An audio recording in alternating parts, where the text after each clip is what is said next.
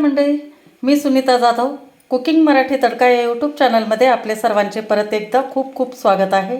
मी आज परत एकदा एक नवीन रेसिपी घेऊन आलेली आहे, जी की एकदम सोपी आणि मुलांना डब्यासाठी आणि आवडीनं असे खाणारी शिमला मिरचीची आपण फक्त मिठाची शिमला मिरची करणार आहे। तर त्यासाठी हे पाव किलो शिमला मिरची मी बी काढून असे बारीक तुकडे करून घेतलेले आहेत आणि पाण्यामध्ये टाकून ठेवलेत। ते व्हिडिओ एकदम इंटरेस्टिंग होणार आहे। व्हिडिओ शेवटपर्यंत बघा आणि चॅनलला आणखी तुम्ही सबस्क्राइब केलेलं नसेल तर सबस्क्राइब करा। तर चला तर मग सुरुवात करू। तर इकडे आपण गॅसवरती हा तवा ठेवलेला आहे। याच्यावरती तवा गरम झाल्यावर आपण शेंगदाणे टाकून घेऊ।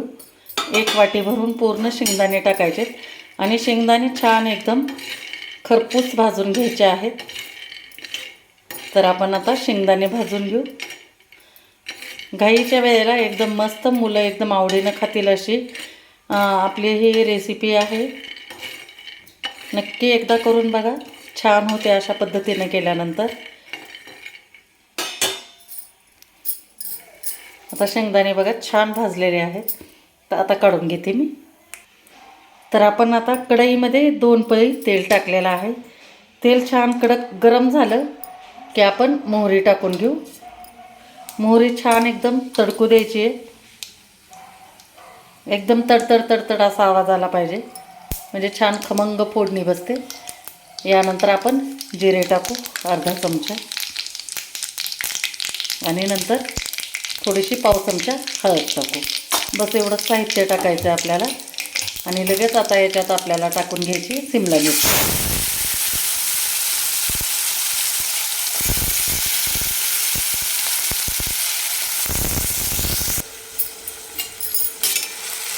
पूर्ण मिरची टाकल्यानंतर आपण ह्याला खालीवर करून घ्यायचे, परतून पूर्ण तेलामध्ये एकजीव करून घ्यायची।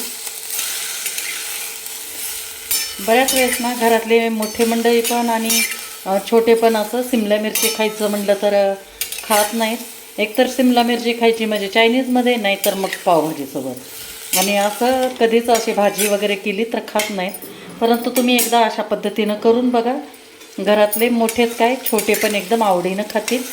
टिफिन एकदम असा संपून येणार, म्हणजे संपूनच येणार। तर आता हे छान आता आपण परतून घेतल्यानंतर याच्यामध्ये आपण टाकू चवीपुरतं मीठ। परत नंतर मीठ टाकून पण आपल्याला असं मिक्स करून घ्यायचं आहे आणि गॅस करून द्यायचा एकदम आपल्याला स्लो। आणि याच्यावरती ताट झाकायचं आहे आणि 2-3 मिनिट छान असं वाफवून घ्यायची। तोपर्यंत आपण शेंगदाणे वाटून घेऊ। सरच्या भांड्यामध्ये आपण शेंगदाणे टाकून घेतले थंड झाल्यानंतर, आणि नंतर ह्या लसणाच्या 10-12 पाकळ्या आपण टाकून घेऊ आणि थोडंसं असं जाडसरच आपण ह्याला वाटून घेऊ। 2-3 मिनिट झाले, पण आता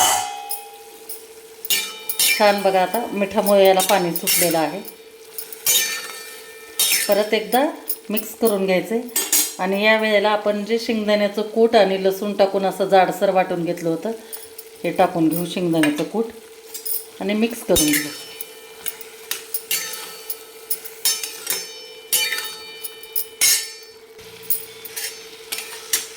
छान मिक्स करून घेतल्यानंतर आपल्याला फक्त 1 कप पाणी टाकायचं आहे।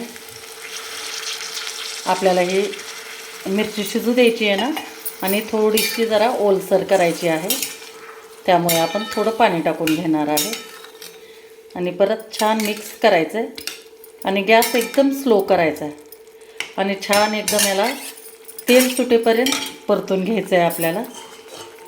तर झाकण ठेवू। 7 मिनिट झालेलं आहे, बघू आपण आता। तर 7 मिनिट झाले। छान आपली शिमला मिरची एकदम मस्त अशी आळसर शिजून तयार झालेली आहे की नाही। एकदम मस्त रेसिपी बघा, टिफिनला तुम्ही अशा पद्धतीनं करून बघा, सगळ्यांना एकदम छान एकदम आवडीनं खातील अशी ही रेसिपी आहे। तर आता एका ताटामध्ये तुम्हाला काढून दाखवते। तर मंडळी, ही झाली एकदम मस्त अशी फिक्की आपली शिमला मिरचीची भाजी टिफिनसाठी, जी की एकदम झटपट होऊ शकेल सकाळच्या घाईमध्ये। तर कशी वाटली तुम्हाला माझी ही आजची रेसिपी, नक्की मला कमेंट करून सांगा। आणि व्हिडिओ जर आवडला असेल तर लाईक करा, शेअर करा आणि चॅनलला आणखी तुम्ही सबस्क्राईब केलेलं नसेल तर सबस्क्राईब करा। थँक्यू।